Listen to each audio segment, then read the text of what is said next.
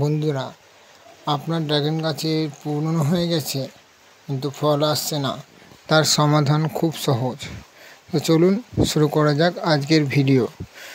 তো তার আগে সবার কাছে একটাই অনুরোধ, ভিডিওটি দেখার পরে চ্যানেলটিকে সাবস্ক্রাইব করুন, লাইক করুন এবং নিত্য নতুন টিপসের জন্য শেয়ার করুন।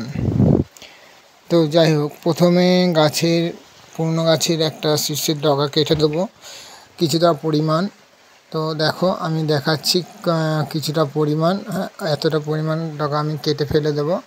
তারপরে কিছুদিন পর এখানে একটি ফাঙ্গিসাইড বা হলুদ গুঁড়া লাগিয়ে দেব এবং যাতে এটা বৃদ্ধিতে উদ্দীপনা আসে আর দ্রুত নতুন শাখা বের হয়। এই নতুন শাখা দ্রুত ফল ফুটে উঠবে এবং ফুল ফলের আকৃতিও বড় হবে। তবে কাটিং করার পর গাছে পর্যাপ্ত রোদ জল যাতে দ্রুত গাছ শক্তি ফিরে পায়। এই কৌশল মেনে চললে মাত্র কয়েক মাসের মধ্যে আপনারা পাবেন টাটকা ও মিষ্টি বড় ড্রাগন ফল।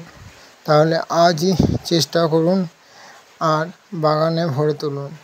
এইরকম নিত্য নতুন ভিডিও পেতে চ্যানেলটিকে সাবস্ক্রাইব করুন।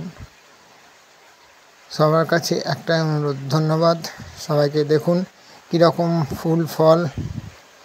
ফুলে ভরে উঠেছে। যতগুলো ডগা আমি কেটেছি সবগুলোই ডগা ফুল ফলে ভরে উঠেছে। তো আর একটা গাছ দেখাবো আপনাদেরকে। দেখুন, এই একটা গাছ। তো এই গাছে দেখতে পাচ্ছেন ফুল, কত বড় একটা ফুল ফুটেছে। তো চলুন আজকের মতন ভিডিওটা এই পর্যন্ত। সবাইকে ধন্যবাদ।